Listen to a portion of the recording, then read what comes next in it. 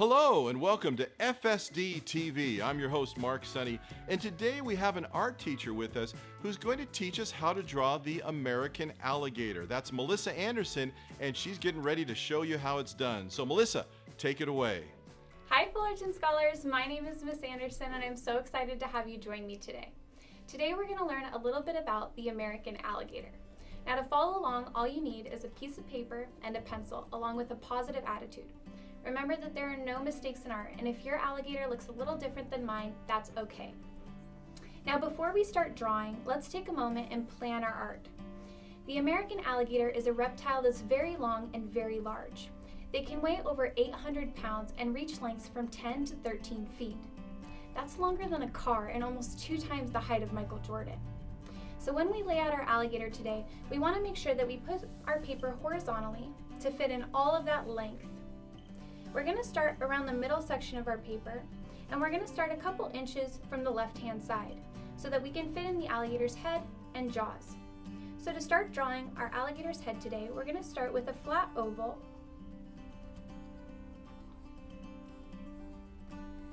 and that'll be our guideline. Next, for the alligator's jaws, we're going to use a triangle to help us set out and guide our drawing.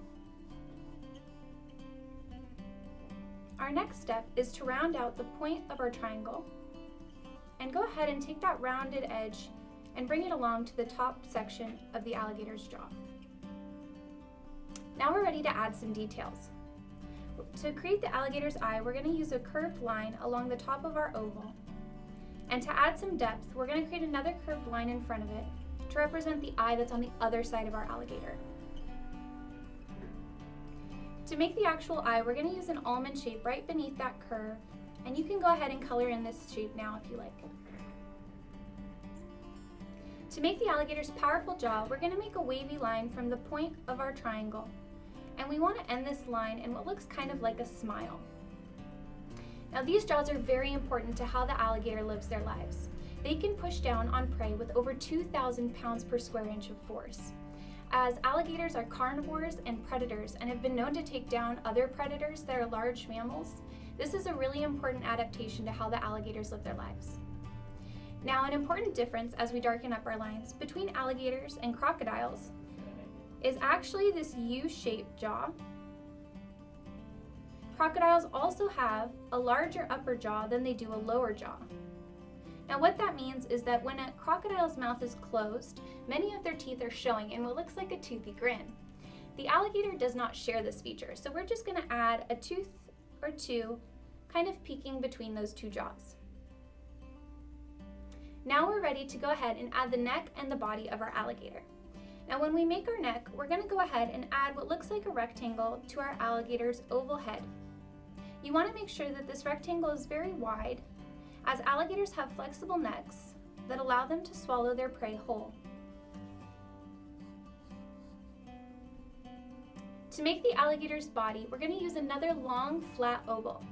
Now the longer and the bigger you make this oval, the longer and bigger your alligator's body will be. These freshwater animals can live both in water, but they do come out on land. This is different than their saltwater cousins, the crocodiles, who are not only larger but more aggressive than the American alligator. Alright, next we're ready to add our legs. To do this, we're going to go ahead and add a curved line to the front section of our oval.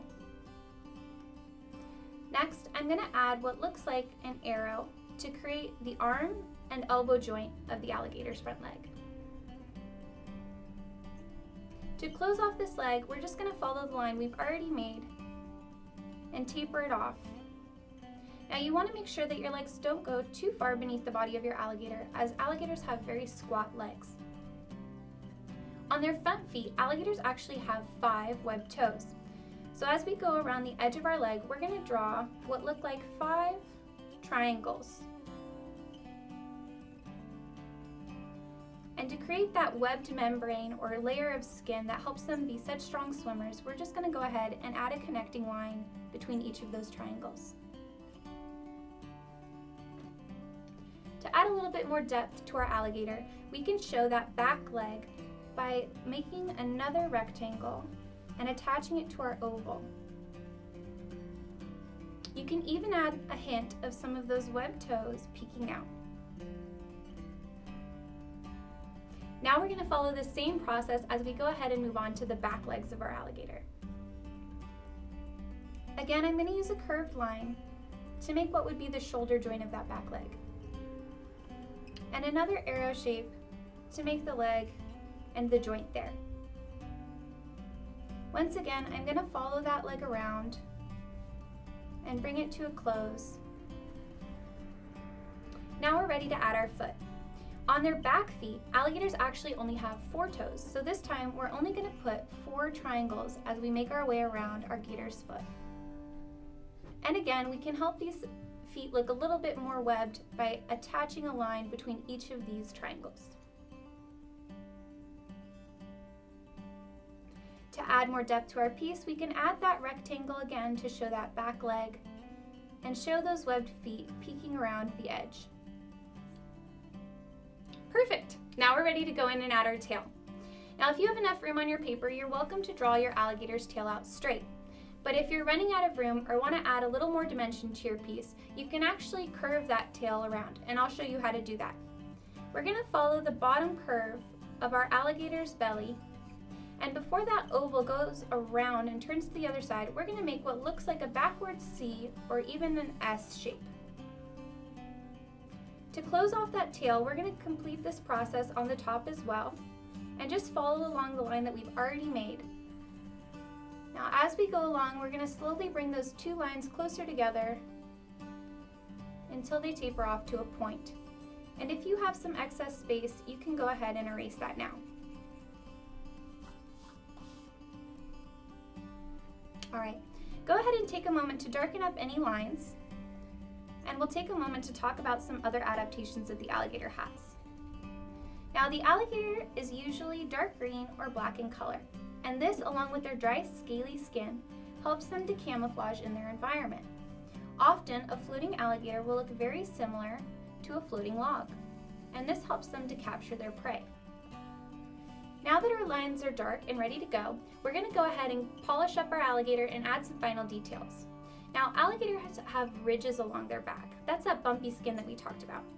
To give our alligator the appearance of those bumps, we're going to just go along the back line of our alligator and use a waving motion to add some texture.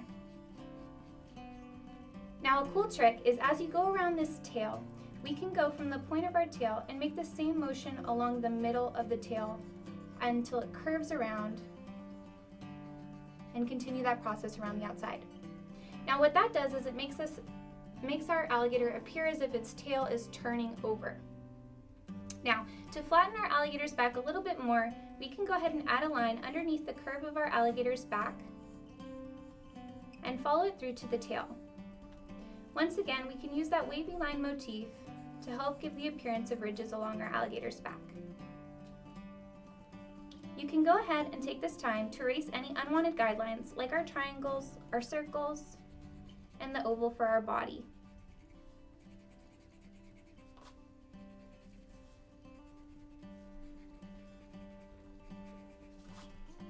And there you have it, one American alligator. Now's a perfect time to go in and add more details. You can add scales to your gator, you can go ahead and color it, and you can fix any unwanted mistakes. If you want, you can even go through and add a background to your image.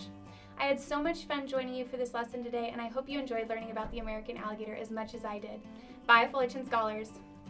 Thank you, Melissa, for that exciting demonstration on how to draw the American alligator. You might want to count all your fingers, make sure they're still there. Anyway, on behalf of FSD TV, I'm your host, Mark Sonny, and thank you for joining us today.